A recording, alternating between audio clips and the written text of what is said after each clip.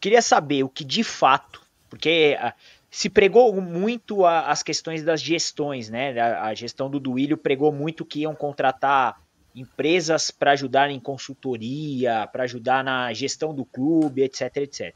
E aí veio muitos nomes, né? KPMG e Falcone, né? Falcone. Vieram muito à tona esses nomes. Então, o que eu queria saber, e até se vocês têm esse conhecimento, porque a gente já entendeu que tem algumas coisas para ficar na educação meio obscuras, vai, para ser educado. Mas o que de fato a KPMG e a Falcone trouxeram de melhorias para dentro do clube? E o que a situação dessas duas empresas mostrou para vocês, associados, conselheiros, que de fato realmente a expertise talvez dessas duas empresas foi identificada, mostrada e colocada em prática? Ou ficou excepcionalmente numa falácia de que temos duas empresas de know-how no mercado, uma nacional e uma Big Four, mas no final das contas só ficou nisso e nada de bom grado aconteceu. Então, o que efetivamente KPMG e Falcone modificaram na estrutura do Corinthians? Que aparentemente nada, mas enfim, temos vocês aí para poder exemplificar para a gente de alguma forma. Existe um legado delas ou não? Vamos saber daqui a algum tempo, mas eu acho que não. Eu acho que o dia do anúncio, né, Rosala, já mostrou o que era. O Wesley, quando anunciou a Falcone, ele deixou bem claro que a Falcone estava sendo contratada e tal, mas a Falcone não iria interferir no futebol.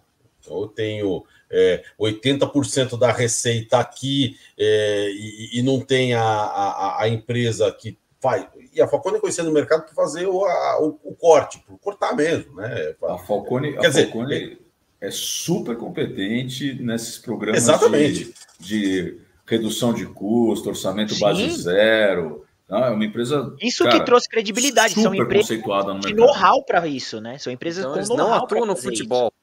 Por exemplo, o patrocínio para o futebol da Towns aí não passa pela Falcone. Por exemplo. Sim, contratação do atleta não passa pela Towns, pela Falcone.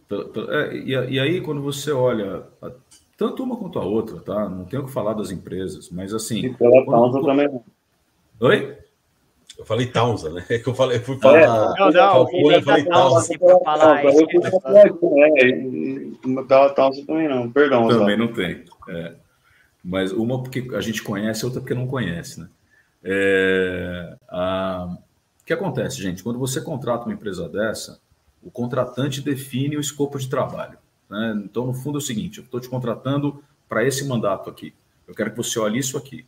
Então, você fala assim, estou trazendo aqui, cara, uma mega empresa. Assim, você vai olhar só o cloro da piscina, cara. É mais ou menos o que está sendo feito lá. Então, você coloca um escopo super restrito, a empresa desempenha o papel dela naquele escopo restrito, né, e você vende aquilo como se ela estivesse fazendo aquilo para o clube inteiro. Em resumo, é isso. Isso explica muita coisa. Mas a forma como ele é vendido é que dá a impressão de que é para o clube todo, né? Uhum. Sim, exato. Por isso que eu quis fazer essa pergunta, porque o que vendeu para o torcedor é que, rapaz, agora a gente vai ter a melhor gestão dos últimos 50 anos. E o que a gente está vendo é completamente oposto, e o que vocês estão falando é que ele está gerenciando coisas pequenas, e o futebol, que é o grande carro-chefe de tudo isso, não tem gestão deles nesse meio, né? Cara, o cúmulo do absurdo disso, que a gente falou de redução de custo, é você ter o orçamento do ano passado com um estouro de despesa de 40 milhões. Perfeito. Assim, é óbvio que a consultoria não colocou a mão nisso. Uhum. Porque se ela colocasse, ia ter uma economia, sei lá, de 5 milhões que fosse. Mas não um estouro de 40. Pois é. Perfeito. Foi isso que despertou a nossa dúvida, né? Porque a gente falou, mas a Falcone não tá lá? Não tem KPMG? Como, né? O que acontece, mas agora né? isso explica bastante, né? Foi até bom saber. Sim.